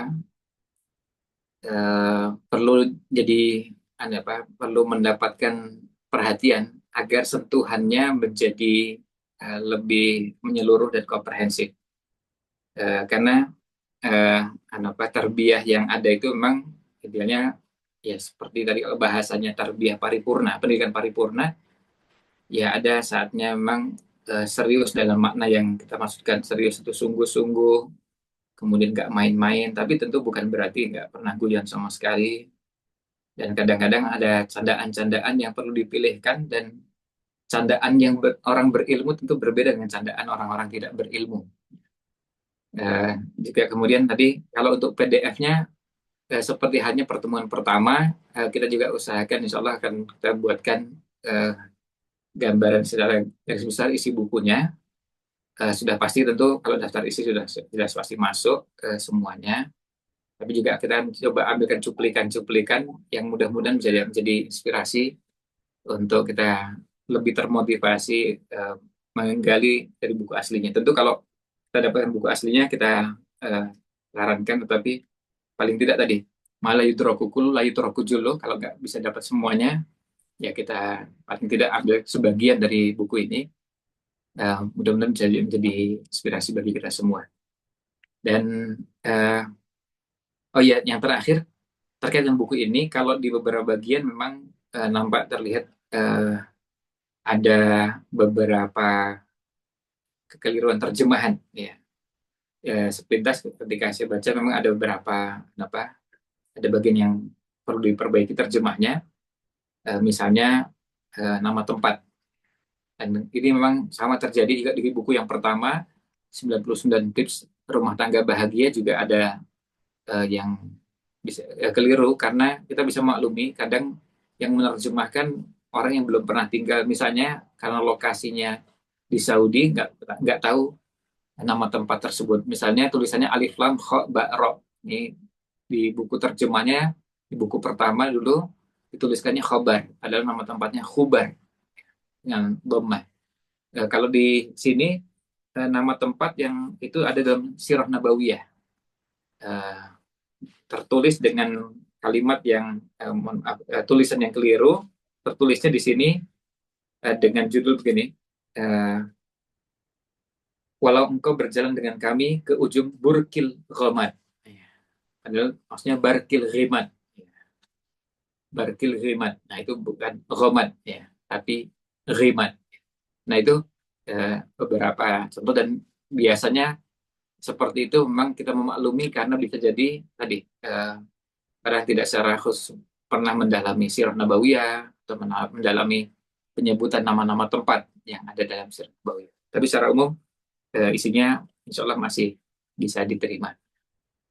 Tentu dari pembacaan sepintas dari beberapa bagian yang saya sempat baca dari buku ini, karena saya membaca dulu buku aslinya yang berbahasa Arab, sehingga saya agak lebih paham isi bahasa Arabnya ketimbang yang versi terjemahannya.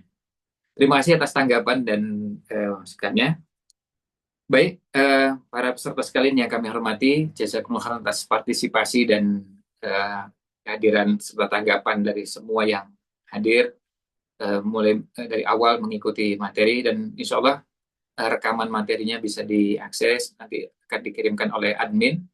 Demikian pula juga PDF-nya akan dibagikan secara khusus juga oleh admin pada kesempatan yang lain, dan akan diumumkan di grup. Jadi bisa pantau terus, dan tentu buku yang pertama juga, rekaman seri yang pertama juga bisa diakses meskipun sudah lewat, artinya sudah 1 pekan yang lalu, masih tetap bisa ditonton meskipun besok lusa, karena memang bisa diakses kapanpun. Jadi kalau ada kendala jangan sungkan-sungkan untuk menyampaikan ke admin yang ada di grup.